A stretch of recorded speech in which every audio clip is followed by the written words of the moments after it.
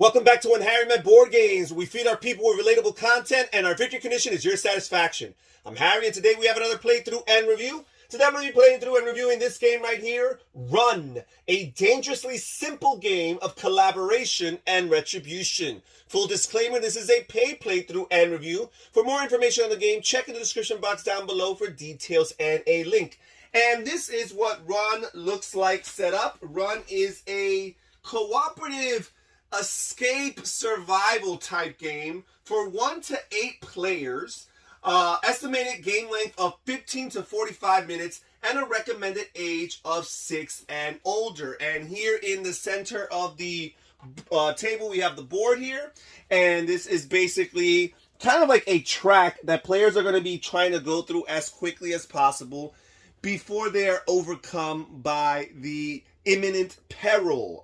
The players are going to start the game by randomly choosing an imminent peril, and the imminent peril cards are basically your bad guys, your bosses, and they're going to be chasing you through this track, trying to catch up to you and ultimately defeat and eliminate the players involved. And the game comes with a good amount of bad guys in the base game alone, and there are expansions that you can get that add additional bosses to the game. So we drew Draconis here, the dragon, and he's going to be the imminent peril or the boss.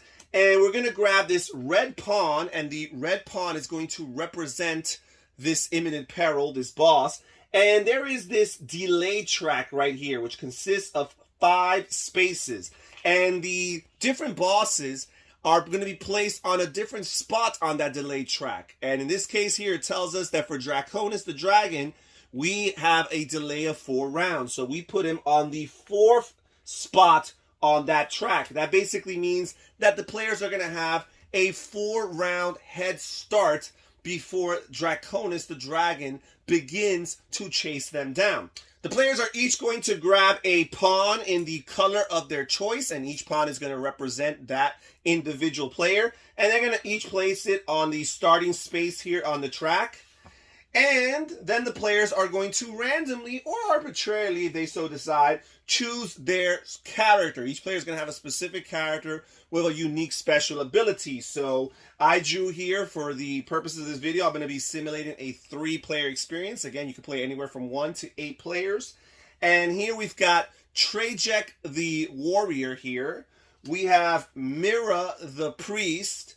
And we have Scooter the coward. So lots of asymmetry here, lots of different characters varying thematically and mechanically as well. And as with the imminent perils, there's a good amount of other characters players can choose. Larson the thief, Tripper the guide, Jack the mule, Phobius the bold, and Armand the bomber, just in the base game alone. And again, there are expansions that add additional characters. Players are going to shuffle the other decks in the game. We have this Vengeance deck with the orange back here. We shuffle that. I'll explain more about the Vengeance deck later on. And then players are going to shuffle this larger green back deck, which is your Discovery deck, which is basically cards that players are going to be drawing from every single turn. And they're going to place it like this. And that's pretty much it as far as setup. We're going to play a few rounds and give you guys an idea as to how gameplay works.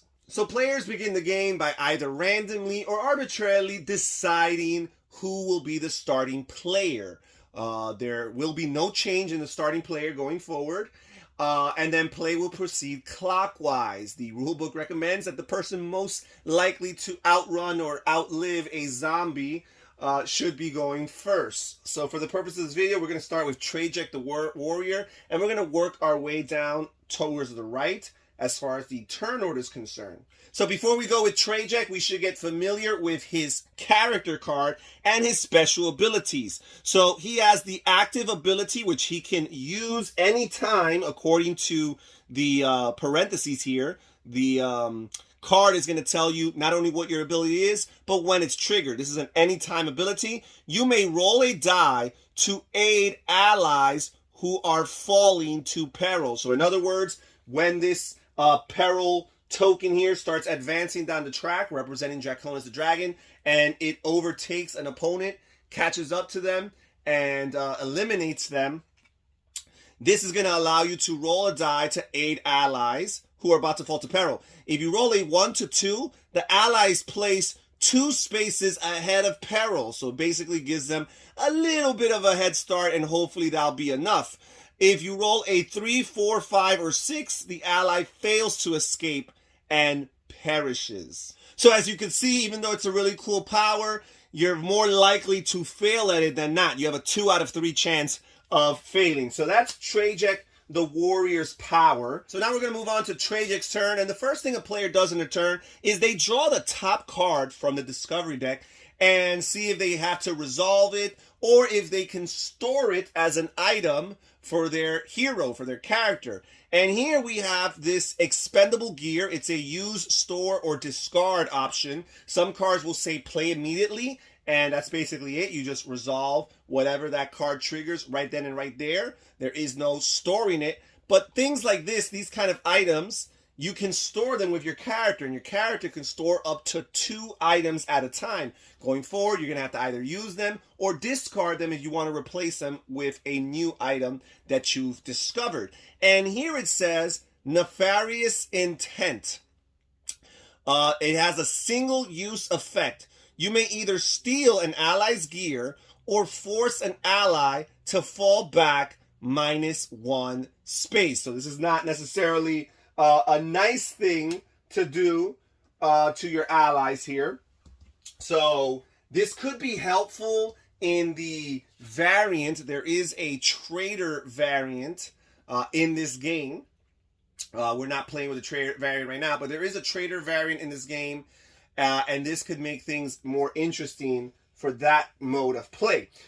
So Traitor the Warrior here is done with his discovery phase. Now he's going to roll 1 die, a single die, and he's going to move that many spaces. And he rolled a 5, so that's a good chunk. We're going to make Trajan or Tragic here. We're going to make him the we'll make him the purple here. So he's going to move 5 spaces. So the first space is this little piece of wood here on the water. You're kind of like hopping over it. And he's going to go 1, 2, 3, 4, and 5. So now Tragic is done with his turn. We're going to proceed here to Mira the Priest. And Mira's special ability is a once per round ability. Mira here may roll a die to heal or revive fallen allies. So if he rolls a 1, 2, 3, 4, 5, it says your faith is insufficient. But if you roll a 6, the ally heals or revives +2 from the peril. So just like with Tragic here, this is a special ability. It's very helpful, but you're more likely, much more likely in this case, you have a 5 out of 6 chance of failing. So Mira is going to draw the top card from the Discovery deck. And it says here, another expendable gear, 67% trap avoidance. Effect, roll a die. You can successfully avoid any trap encountered if you roll a 3, 4, 5, or 6. So you have a 67% chance of surviving that. So he's going to store this card here. Remember, each character can store up to 2 items or gear cards at a time. And then he's going to roll a single die, and that will determine his movement. And he rolled a 2, so he's only going to be able to move 2 spaces. We'll make him white, 1 and 2. And now Mira the Priest is done with her turn. We're going to move on to Scooter the Coward. And it says here, he has a once per round ability as well. He gets to add +1 space if the result of your total movement is 3 or less. So basically, Scooter, he's so scared, he's only looking out for himself. He can't help any of the other opponents or any of the other allies. He's basically guaranteed to always roll at least a 2. He's always going to move at least 2. So that's pretty helpful. Okay, so he's going to start by drawing a discovery card. And he drew another expendable gear. It says +2, -2. This gives you a single-use effect to adjust the dice in your favor, +2 or -2. Adjust any movement roll or any other dice roll outcomes by +2 or -2. And again, it says any movement roll, so it can be used on another player. Again, these type of cards can be very useful, especially if you're playing with the Traitor variant. And now, Scooter here is going to roll a single die, and he rolled a 3. And because of his special ability once per round, If he rolls a 3 or less, he gets to add 1. So for Scooter here, that will be as if it were a 4. 1, 2, 3, and 4. And now Scooter is done with his turn. Now, by the way, if you ever interact with a card or an ability that can do something to the imminent peril, to the boss, that is only relevant if the boss is actually in play. And for game purposes, the peril still being on the delay track counts as if it were not in play. So you cannot interact with this boss positively or negatively in any way until they advance past the delay track and actually get into the track here, the main track. So now that we're done with the player phase, we're going to move on to the chase phase of the round. And that's basically where the bad guys act. And first of all, because we're here in the first level, we are in the water hazards. The map of the board here is actually divided into 3 levels: level 1, level 2, and level 3. Level 1 here is the water hazards. Level 2 here, these are the cliffhangers. And level 3 here is heat exhaustion. These are the different challenges that we are facing as we work all our way to Terminus, the end of this track here.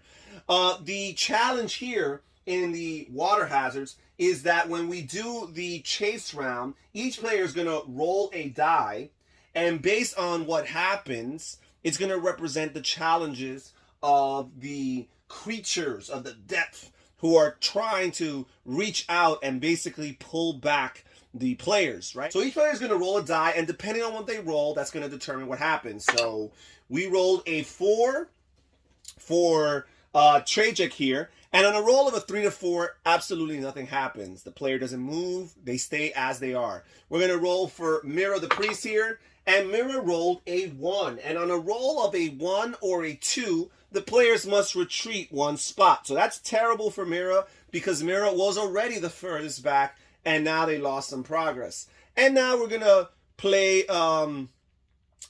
Scooter over here. He's going to roll, and he rolled a 3. And again, with a 3 or 4, nothing happens. Now, if a player were to roll a 5 or a 6 while they're here in the waters, then they would actually be able to go forward 1 space, which would be very helpful. So now we're done with that. And now the imminent peril, who's still in delay, is going to move 1 space forward, indicating that they're 1 round closer to actually pursuing the heroes here in their chase. So now we are done with the chase round. We're going to proceed to the next round. And turn order, again, does not change. So we still have Tragic the Warrior as the starting player. He's going to start by drawing this discovery card. Again, expendable gear, miraculous rescue, a single-use effect, used to recover 1 fallen ally.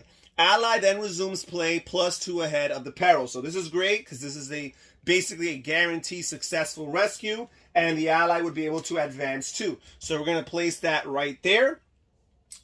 And if Tragic wanted to use any of his gear cards, this would be the time to do it. Now we're going to roll this single die to determine his movement, and he rolled a 6. That's an excellent roll right there. He's going to put lots of space or lots of distance between him and the peril here. So he's going to go 1, 2, 3, 4, 5, and 6. And now we're going to move on to Mira the Priest over here. And Mira is going to draw the top card here. Expendable gear. It's gambling risk 50%. Risk/reward. Play it safe or gamble. So basically you're guaranteed to move +1 space. But if you gamble and roll the die, 1, 2, 3, no effect. If it's a 4, 5, or 6, it's a +2. You get to move 2 additional spaces. So it already comes with a pretty good bonus of 1 space, but if you roll, you can get you can risk losing nothing or moving nothing versus moving 2 spaces instead. Okay, so Mira here is going to roll the single die, and Mira rolled a 4. So let's see, 1, 2, 3, 4, and Mira really needs to start putting some space between himself and the peril here. And now Scooter the Coward is going to draw the top card of the Discovery deck. And here it has expendable gear. Final Strike. It's a single-use effect. If any ally is caught by the peril, immediately slow its advance by -2. So basically, it can actually slow down the boss and prevent him from catching that ally on that turn right then and there. Now they're going to roll this die, and Scooter here rolled a 3, so they'll be able to advance 3 spots, 1, 2, and 3. And then again, we'll go to the chase round. We'll roll for the water hazards and nothing for Tragic. He rolled a 3. Again, unfortunately, Mira the Priest rolled a 2, which means Mira will have to move back 1. And Scooter the Coward will roll a 6, which actually means that Scooter gets to advance 1 space. And now Draconis the Dragon will advance 1 more space here on the delay track, and they are 1 step closer to chasing the players down. So now that we've progressed through the game a few rounds and the imminent peril finally finds itself on the starting space of the track here, now during the chase round, they're actually going to be able to do something. And what they're going to do is they're going to move according to their speed here. And in the case of Draconis, he's pretty fast. He has a base speed of 5 plus the roll of 1 die. So we're going to roll a die, add it to 5, and in this case, luckily for the heroes, he only rolled a 1. He's going to be able to advance 6 spaces. 1, 2, 3, 4, 5, 6. And as you can see, he's really dangerously close to catching up to the heroes. Each imminent peril also has a special ability. In this case, he has the Dragon Rider's ability. And basically, this allows him to force every fallen ally to roll a die, and on a 6, that ally is going to discard one of the gear cards of one of the active players, because once a fallen ally, an ally falls, their special ability becomes dormant. They can no longer use it as long as they're fallen. If they're ever revived, they'll get it again, and they will immediately be forced to discard any gear cards. But what Draconis here does is he'll be able to use those fallen allies to his advantage, and on a roll of a 6, those allies will be forced to make their the active heroes who are still alive, they're going to be forced to make them discard a card, thus weakening them. So in this case, he's not going to be able to use his special ability because there are no fallen allies as of yet. Now we're going to proceed, and we have an interesting situation here, because what we're about to do is we're about to transition from level 1 to level 2, the cliffhangers. So first of all, we're going to start here with Tragic the Warrior drawing the top card of the Discovery deck, and they rolled this character trait. It says attached to your character, wiry frame, effect, additional ability. You may store 1 extra expendable gear. So that's great. So we simply attach this. It's a trait. It's not a gear, so it does not take or occupy one of the 2 slots for the character's gear. As a matter of fact, this particular trait allows them to carry a 3rd gear item. Now, they're going to roll the die here, and he rolled a 4. So Tragic here is going to be able to move 4 spaces. But as I mentioned, they're in an interesting transition here from the water hazards to the cliffhangers. And before they actually use their movement, they're going to have to roll a die, and this will determine what happens. So we're going to roll, and they rolled a 3. Now, on a roll of a 1, the player would have actually perished, so that would have been terrible. But on a roll of a 2 or 3, what happens is they successfully make the climb and continue their movement, which in this case was 4 spaces. 1, 2, 3, and 4. However, it does not come without a price. They are going to be forced to discard their gear. All of it. All of their gear is immediately discarded. Now, they would have rolled a 4, 5, or 6. Not only would have they been able to keep their gear, but they would have been rewarded with an additional 2 movement points. So, it is what it is. Tragic is just happy to have survived and create further distance between himself and the dragon here. Now, Mira the Priest is going to have their turn. They're going to draw a card from the Discovery deck here. Expendable gear, 33% trap avoidance, successfully avoid any trap encountered if you roll a 5 or a 6. They already have 67% trap avoidance, and another card that helps them with movement. So they're actually going to discard this and not keep it because they can only keep up to 2 gear cards at a time. And Mira here is actually going to use this expendable gear card, and he's going to take a gamble. He's going to roll a die, and on a 1, 2, or 3, nothing happens. But on a 4, 5, or 6, which I rolled a 5, he gets to advance 2 spots. And he will do that, 1, 2, because he needs as much space as possible between him and the peril. And then Mira will roll the die, and they rolled a 3, so they'll be able to move 3 spaces, 1, 2, and the third move would get them onto the cliffhangers. So again, to make that transition, they're going to have to roll a die. And on a 1, which is exactly what Mira rolled, Mira has now perished. So now Mira is forced to discard these cards. And Mira, basically, the ability is dormant. And Mira cannot really move until or if players will revive him. So he is now considered a fallen ally. So Mira is done here. We're going to move on to Scooter the Coward here. And Scooter's going to draw the top card of the Discovery deck. They got this expendable gear, this gambling card with a 33% chance of a gamble. So they're going to simply choose to discard that. They're going to roll a die here.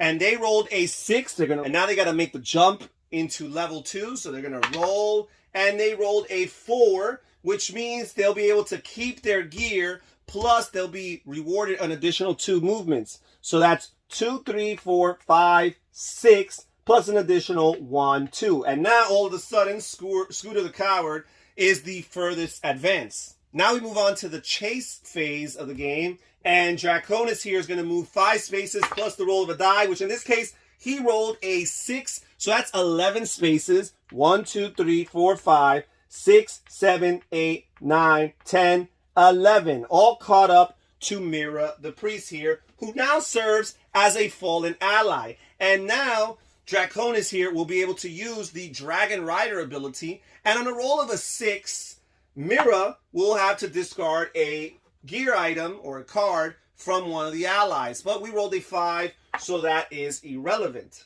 So now that Mira here is a fallen ally, for the time being, on their turn, instead of actually taking a turn, they're going to draw and resolve these vengeance cards. And these vengeance cards actually detrimentally affect all the other allies, all the other heroes in the game. They do really bad things to them. For example here, Vengeance Strike. You launch a poorly executed attack. Roll a die. If it's a 4, 5, or 6, each player moves back, or one player of your choice moves back 1 spot. And basically all of these cards in the Vengeance deck, they vary in how bad they might be, but they all are detrimental to the actual allies. And that's basically what the fallen ally is going to be doing for the time being until they're revived, or until you play, if you're playing with the optional rule where they automatically revive after 3 chase rounds. Basically, you just have to deal with them for 3 rounds, and then they'll go again.